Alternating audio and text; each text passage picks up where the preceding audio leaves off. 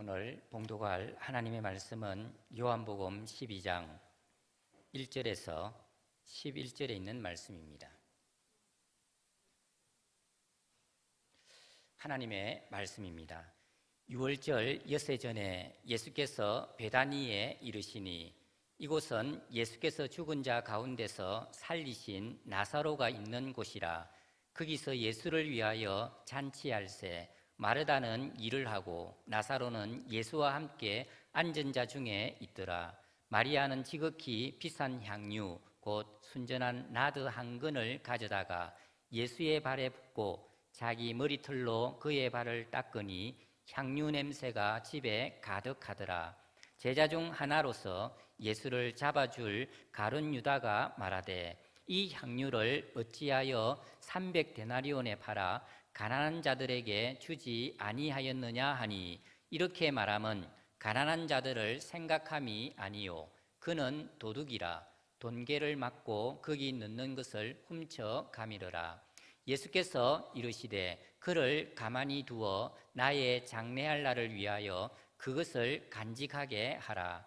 가난한 자들은 항상 너희와 함께 있거니와 나는 항상 있지 아니하리라 하시니라. 유대인의 큰 무리가 예수께서 여기 계신 줄을 알고 오니 이는 예수만 보기 위함이 아니요 죽은 자 가운데서 살리신 나사로도 보려 함이러라. 대제사장들이 나사로까지 죽이려고 모의하니 나사로 때문에 많은 유대인이 가서 예수를 믿음이러라. 아멘. 할렐루야.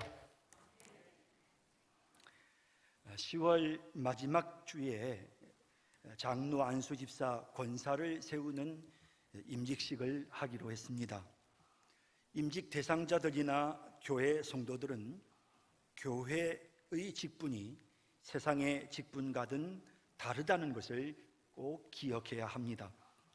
세상에서 어떤 직분에 임명되면 책임도 따르지만 이에 따르는 권한, 권력, 권위가 생깁니다. 물론 그 직함에 맞는 대우도 받게 됩니다. 하지만 교회에서의 직분은 전혀 그렇지 않습니다. 어떠한 고난도, 권력도, 권위도, 대우도 없습니다. 그저 섬기는 종이 되는 것입니다. 하나님과 교회를 섬기는, 정말 스스로 낮아져서 주님이 지신 십자가의 멍에를 지는 것, 그것이 바로 교회의 직분입니다. 이처럼 교회 직분은 세상으로부터 어떤 대우도 받지 못하지만 대신에 하나님께서 그 수고를 기억하신다고 하셨습니다.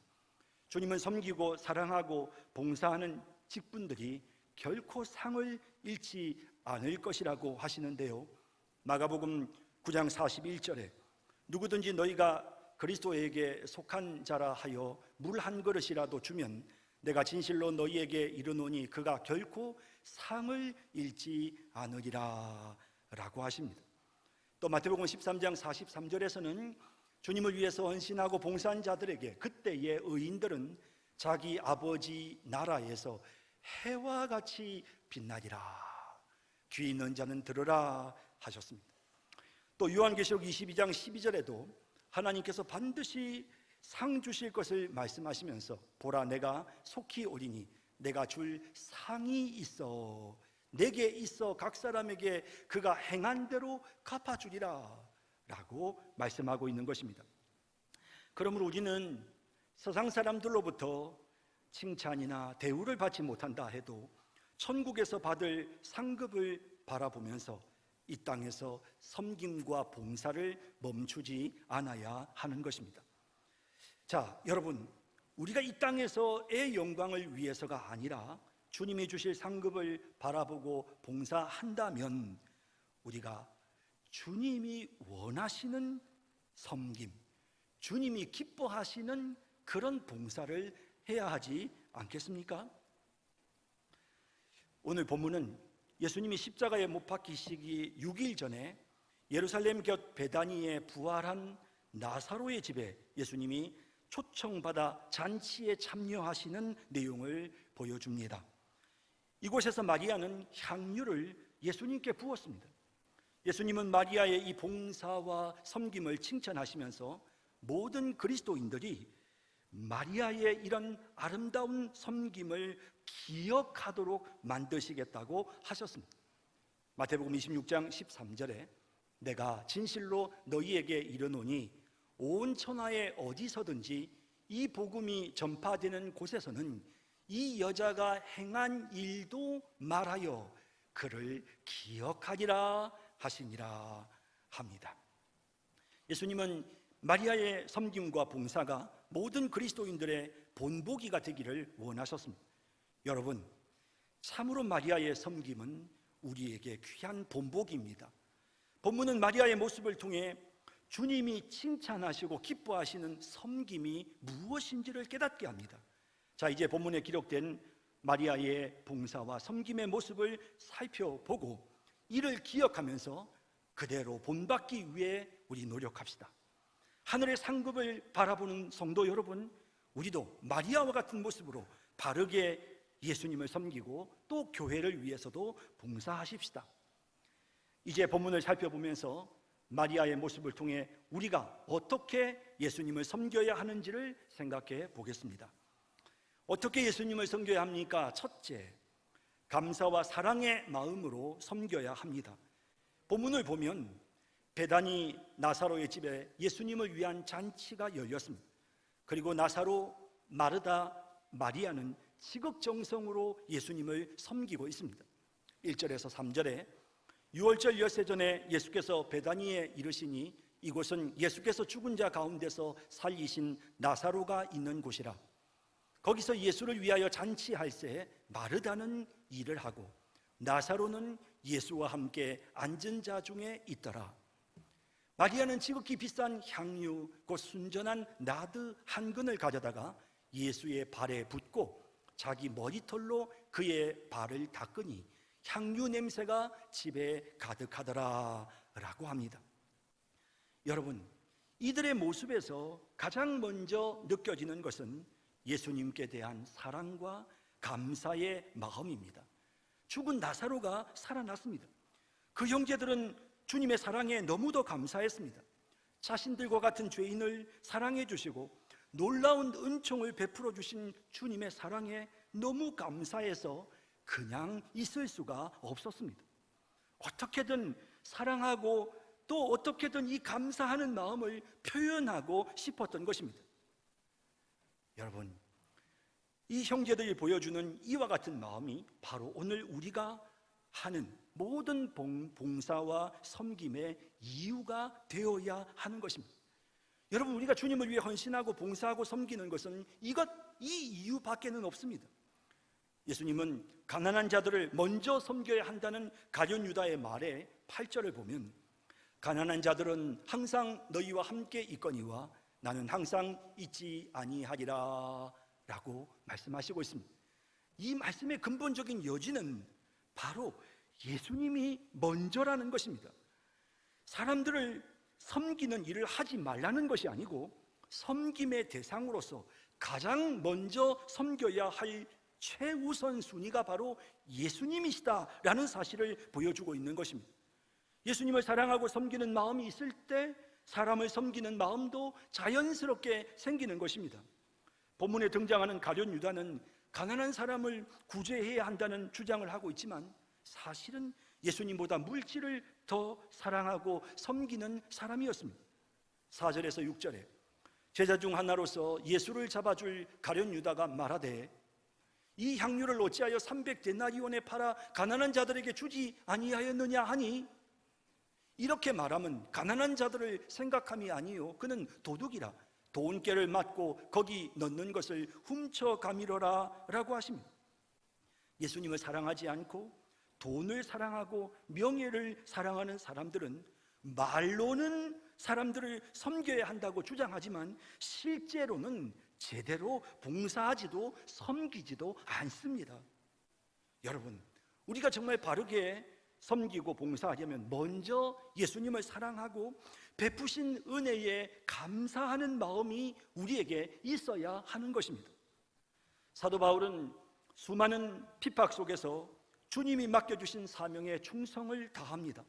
사도행전 20장 24절에 내가 달려갈 길과 주 예수께 받은 사명 곧 하나님의 은혜의 복음을 증언하는 일을 마치려 하면은 나의 생명조차 조금 더 귀한 것으로 여기지 아니하노라 라고 말합니다. 바울이 이런 마음으로 봉사할 수 있었던 이유가 뭘까요? 오직 예수, 정말 주님을 사랑하는 뜨거운 마음이 그에게 있었습니다. 오직 주님만을 높이기를 원하고, 정말 주님이 나와 함께 하시니 내가 주님을 위해서라면 내가 죽어도 유익하다고 생각하는 그런 주님을 향한 사랑의 마음이 빌립보서 1장 20절 21절에 이렇게 표현되고 있습니다. 나의 간절한 기대와 소망을 따라 아무 일에든지 부끄러워하지 아니하고 지금도 전과 같이 온전히 담대하여 살든지 죽든지 내 몸에서 그리스도가 존귀하게 되게 하려 하나니 이는 내게 사는 것이 그리스도니 죽는 것도 유익함이라. 오직 예수, 바울이 주님을 향한 사랑이 충만했기 때문에 그래서 그토록 충성할 수가 있었던 것입니다. 하나님께서 제게 목사의 귀한 직분을 맡겨주셨습니다. 이 직분을 감당하는 동안 참 제가 너무 연약하고 또 인간적이고 또 흐트러지는 이런 모습들이 나타날 때가 있습니다. 그럴 때마다 제가 잘 제 자신을 살펴보면 딱 한 가지입니다. 하나님의 은혜에 대한 감사하는 마음이 식어버린 것입니다. 주님을 향한 사랑의 마음이 식어버린 것입니다. 그러면 정말 인간적인 모습이 되는 것입니다. 여러분, 다니엘은 진짜 조서의 어인이 지켰다는 사실을 알고도 그럼에도 불구하고 그는 하나님 앞에 기도하는 일을 계속합니다. 왜 그랬을까? 그것은 그가 정말 하나님의 은혜에 감사하는 마음이 있었기 때문입니다. 그 감사가 기도로 표현되어지고 목숨을 걸고 주님께로 나아가는 모습으로 나타나는 것입니다. 다니엘서 6장 10절에 다니엘이 이 조서에 왕의 도장이 찍힌 것을 알고도 자기 집에 돌아가서는 윗방에 올라가 예루살렘으로 향한 창문을 열고 전에 하던 대로 하루 3번씩 무릎을 꿇고 기도하며 그의 하나님께 감사하였더라 라고 말씀하는 것입니다. 여러분, 주님을 향한 사랑, 주님의 은혜에 대한 감사가 우리의 마음속에서 사라지면 안타깝게도 우리는 강팍한 사람이 됩니다. 그때는 다른 사람의 마음에 상처를 줄 수밖에 없습니다. 우리의 마음이 강팍하지 않은지 살펴봐야 합니다. 여러분, 찬송을 부를 때, 기도할 때, 하나님의 말씀을 들을 때 여러분들 마음속에 감사의 눈물이 있습니까? 그것이 우리의 상태를 보여주는 하나의 시금석입니다. 감사하는 마음이 우리에게 넘쳐야 됩니다. 만약 그런 감사하는 마음이 없어지면 자기 의를 자꾸만 나타내려고 하고 교회에 덕을 끼치기보다는 성도들을 시험에 들게 만드는 것입니다. 그러므로 우리 자신을 돌아보면서 항상 감사하는 마음, 하나님의 은혜에 보답하고자 하는 마음, 주님을 사랑하는 뜨거운 마음으로 사람들을 섬기고 가족들을 섬기고 교회에서도 봉사하는 우리 모두가 되기를 진심으로 바랍니다. 어떻게 예수님을 섬겨야 합니까? 둘째, 겸손한 마음으로 정성을 다해 섬겨야 합니다. 우리는 마리아의 섬김의 모습 속에서 겸손함 그리고 정성을 다하는 모습을 발견합니다. 3절에 마리아는 지극히 비싼 향유 곧 순전한 나드 한 근을 가져다가 예수의 발에 붓고 자기 머리털로 그의 발을 닦으니 향유 냄새가 집에 가득하더라 라고 합니다. 마리아는 순전한 나드 향유를 주님께 부어드렸고 성경은 그것이 정말 지극히 비싼 것이라고 표현하고 있습니다.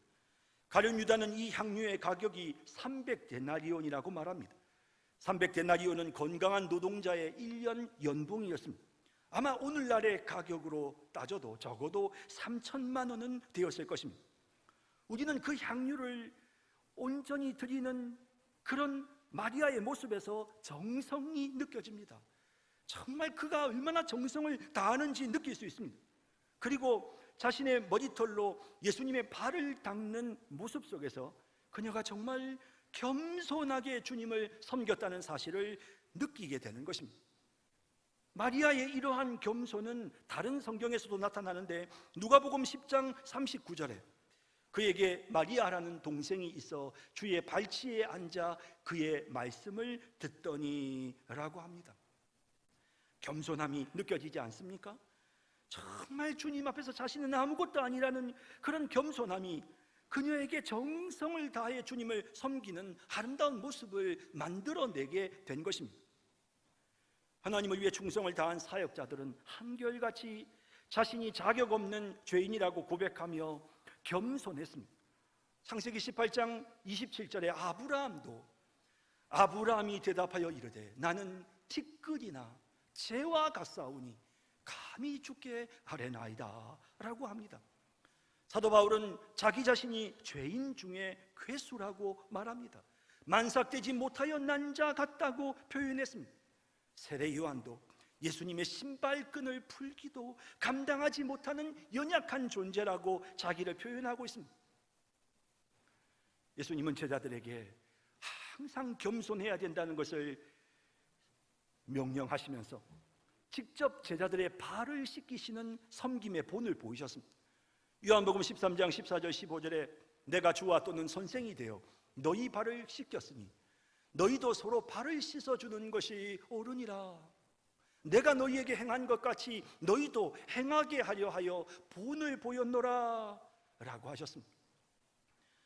예수님께 이런 훈련을 받은 베드로는 베드로전서 5장에서 교회 직분자들에게 겸손해라 라고 말하면서 또 모든 성도들도 직분자들 앞에서 겸손해라, 청년들아 겸손해라 라고 강조합니다. 베드로전서 5장 3절 6절에 맡은 자들에게 주장하는 자세를 하지 말고 좀 내가 교회 안에 무슨 직분이 있다고 주장하는 자세로 말이죠. 권위적으로 하지 말고 겸손이죠. 양무리의 본이 되라. 그런가 하면 또 성도들에게 그리하면 목자장이 나타나실 때 시들지 아니하는 영광의 관을 얻으리라 하시고 또 5절부터는 성도들에게 젊은 자들아 이와 같이 장로들에게 순종하고 다 서로 겸손으로 허리를 동이라. 하나님은 교만한 자를 대적하시되 겸손한 자들에게는 은혜를 주시느니라. 그러므로 하나님의 능하신 손 아래서 겸손하라. 때가 되면 너희를 높이시리라 라고 그렇게 말씀하면서 교회 안에 기본적으로 직분을 감당하는 사람들에게는 겸손함이 있어야 한다는 것을 강조하고 있는 것입니다. 이처럼 자신의 부족을 아는 겸손한 사람이 될 때 우리는 정성을 다해서 주님을 섬기고 성도들을 섬기고 또 사람들을 섬길 수 있게 되는 것입니다. 우리의 봉사와 섬김이 정성을 다하는 귀한 것이 되려면 우리가 얼마나 연약한 존재인가를 깨달아야 하며 그런 우리를 사랑해 주시는 하나님의 은혜에 대한 감사가 있어야 하는 것입니다. 그럴 때에 공로주의에 빠지지 않게 되는 것입니다. 공로주의에 빠지면 사람은 교만해지고 고집스러워집니다. 자신을 드러내려고 애를 쓰는 것입니다. 그러다 보면 결국 성경 말씀처럼 열심히 봉사는 해놓고 먼저 된 자들이 나중되는 그런 결과에 이르게 되는 것입니다. 조금이라도 내게 선한 것이 있으면 그 모든 것이 다 하나님의 은혜로 된 것임을 인정하면서 나의 나됨은 하나님의 은혜입니다 라는 겸손한 마음으로 정성을 다해서 섬기고 봉사하는 그런 우리 모두가 되기를 진심으로 바랍니다. 예수님을 어떻게 섬겨야 합니까? 셋째, 묵묵히 인내하며 섬겨야 합니다. 가룟 유다는 마리아의 섬김과 헌신을 비판합니다. 4절 5절에 제자 중 하나로서 예수를 잡아줄 가룟 유다가 말하되 이 향유를 어찌하여 300데나리온에 팔아 가난한 자들에게 주지 아니하였느냐 하니 라고 되어 있습니다. 비난하는 것입니다. 여러분, 교회 안에서도 이렇게 비난하는 사람들이 있습니다. 그들은 그럴듯한 말로 선한 일을 하고 봉사하는 성도들을 비판합니다. 이럴 때 우리는 어떻게 해야 합니까? 여러분, 터무니없는 말을 하고 그리고 어떤 때는 논리정연하게 그렇게 우리를 비판하는 소리가 들려올 때 여러분, 우리는 어떻게 해야 합니까? 본문을 보면 마리아는 아무 말 없이 묵묵히 인내하며 그저 자신이 하고자 하는 일을 계속합니다. 마리아는 사람들이 뭐라고 하든 상관없었습니다. 오직 주님만을 생각하며 향유를 부었고 주님은 그것을 기쁘게 받으셨던 것입니다. 여러분, 본문에 나오는 종교 지도자들이 얼마나 악한지요. 나사로가 살아나는 놀라운 기적을 보고도 예수님을 믿기는커녕 나사로를 죽이려고 합니다. 9절에서 11절에 보면 유대인의 큰 무리가 예수께서 여기 계신 줄을 알고 오니 이는 예수만 보기 위함이 아니요 죽은 자 가운데서 살리신 나사로도 보려 함이로라. 대제사장들이 나사로까지 죽이려고 모의하니 나사로 때문에 많은 유대인들이 가서 예수를 믿음이더라 라고 합니다. 한번 습관이 되면 멈추지 못하는 것처럼 악한 자들의 악한 짓은 끝을 모르고 계속 진행되는 것입니다. 교회 안에서도 이런 사람들이 있을 수 있습니다. 그래서 싫은 소리들을 쏟아냅니다. 그러다 보면 그런 비판하는 말을 듣고 그저 묵묵히 헌신하던 우리의 마음속에 자꾸만 갈등이 생기고 그만두고 싶은, 아무 일도 하고 싶지 않은 그런 마음들이 드는 것입니다.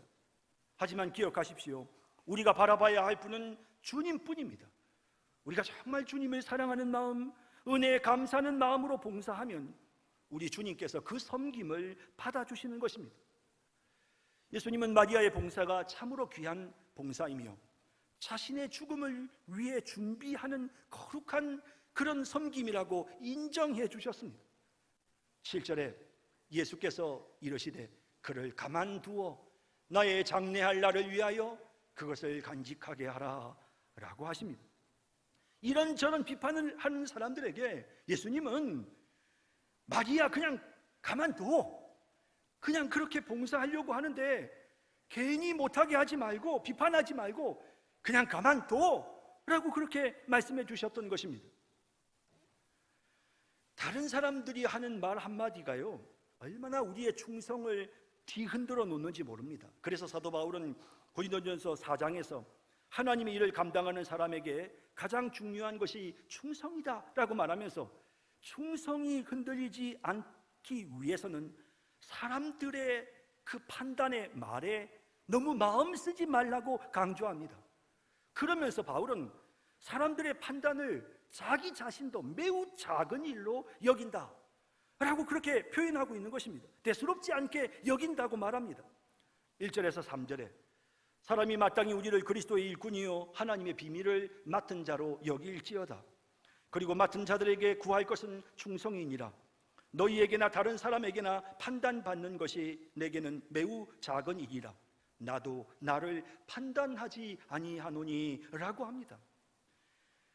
다른 사람들의 평가의 말을 그냥 대수롭지 않게 여긴다는 것입니다.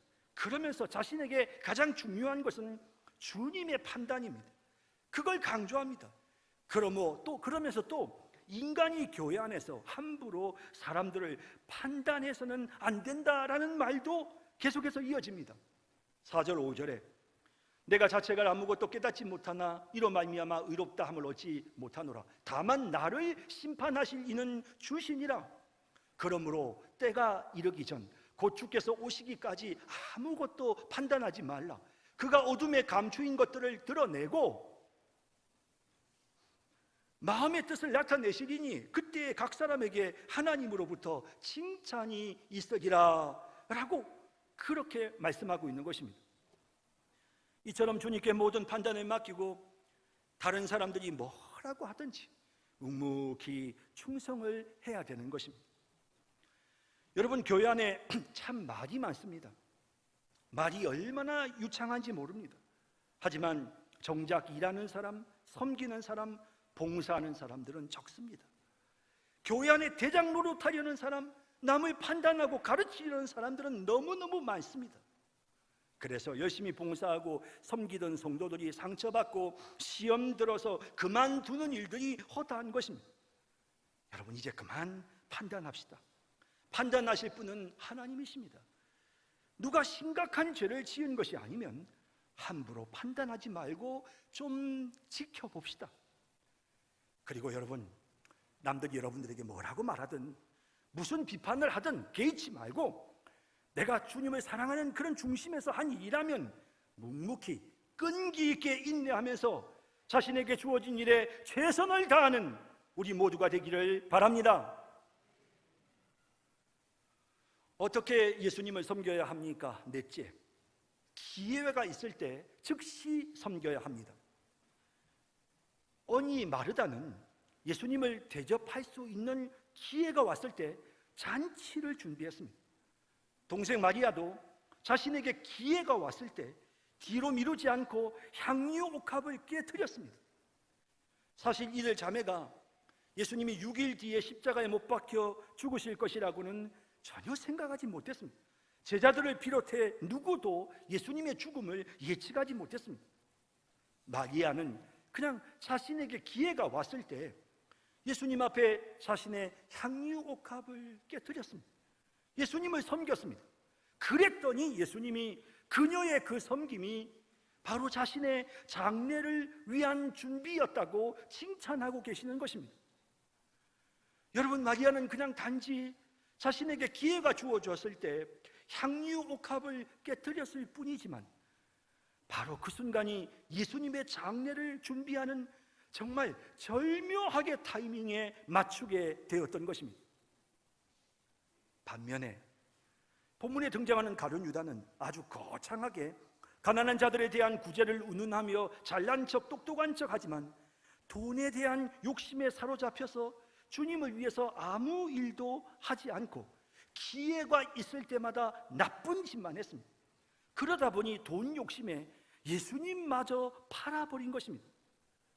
기회 있을 때마다 죄짓고 봉사와 섬김에 대해서는 그저 말만 하던 가룟 유다는 결국 가장 큰 죄를 짓게 됩니다. 하지만 묵묵히 자신에게 기회가 찾아왔을 때 멈추지 않고 봉사했던, 자신에게 준비된 모든 것을 남김없이 쏟아부었던 마리아는 예수님의 십자가의 죽으심을 준비하는 엄청난 일을 감당하게 되었던 것입니다. 우리에게 언제 일할 수 없는 밤이 올지 모릅니다. 그러므로 우리는 지금 기회가 있을 때 충성해야 합니다. 목회를 하면서 가장 힘든 순간은 역시 성도들과의 작별입니다. 성도들이 갑자기 돌아가시는 경우들이 많습니다. 그럴 때마다 후회가 밀려옵니다. 좀 더 잘해드릴 걸, 좀 더 섬길 걸, 이럴 줄 알았으면 같이 한번 식사라도 할 걸 하는 생각이 듭니다. 사랑하는 사람을 잃고 뒤늦게 더 잘해주지 못한 것을 후회하는 경우들이 우리 인생에 너무 많습니다. 부모님들이 돌아가신 후에 후회하는 사람들도 많지 않습니까?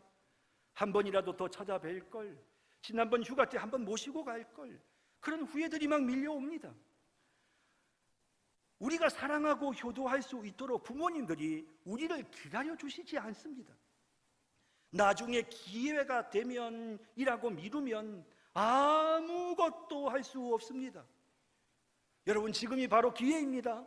우리가 일할 수 없는 어두운 밤이 되기 전에 여러분, 우리 미루지 말고 정말 무언가 하나님이 우리의 마음속에 섬길 마음을 주시면 섬기는 겁니다.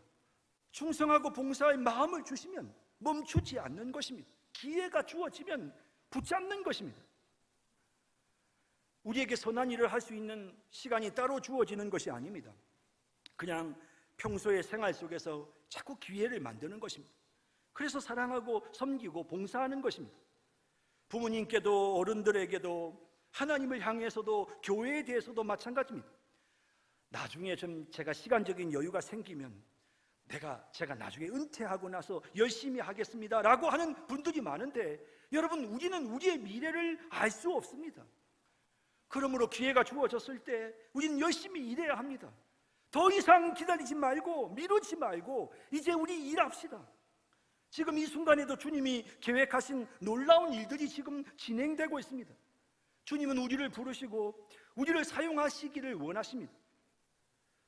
기회가 주어질 때 더 열심히 사랑하고 봉사하고 충성하는 그런 우리 모두가 되기를 진심으로 바랍니다. 이제 말씀을 맺겠습니다. 성도 여러분, 우리 마지막 날 천국에서 해와 같이 빛납시다. 정말 우리 주님께 칭찬 듣고 상급받는 그런 삶이 될 수 있도록 바르게 주님을 섬기고 이웃을 섬기고 교회에서도 봉사합시다. 주님을 사랑하는 마음, 감사하는 마음이 우리 마음속에 넘치도록 우리 하나님 앞에 우리 기도합시다. 좀 더 제가 겸손하게 해주십시오. 하나님, 제가 좀 더 겸손하게 해주십시오. 그런 마음들로 하나님 앞에 우리 기도합시다. 남들이 뭐라고 하든지, 남들이 무슨 비판을 하든지 묵묵히 인내하면서 우리에게 기회가 주어질 때마다 봉사하고 또 섬기는 그런 삶을 살아가는 우리 모두가 되기를 진심으로 바랍니다. 기도하겠습니다. 사랑의 주님, 저희들을 긍휼히 여겨 주소서. 저희들의 섬김과 봉사가 너무 부족합니다. 가룟 유다처럼 말만 합니다. 세상의 욕심이 우리의 마음에 가득하고 공로주의에 빠지고 교만해질 때가 너무 많습니다.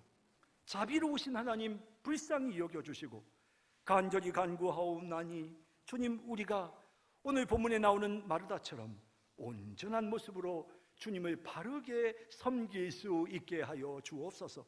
주님, 정말 이웃을 사랑하고 섬길 때에도 묵묵히 인내하게 해주시고 겸손함을 주소서. 하나님의 사랑에 감사하는 뜨거운 마음을 우리에게 주시고 미루지 말고 기회 있을 때마다 최선을 다하는 그런 저희들의 삶이 되게 하여 주옵소서. 예수님의 이름으로 기도드립니다. 아멘.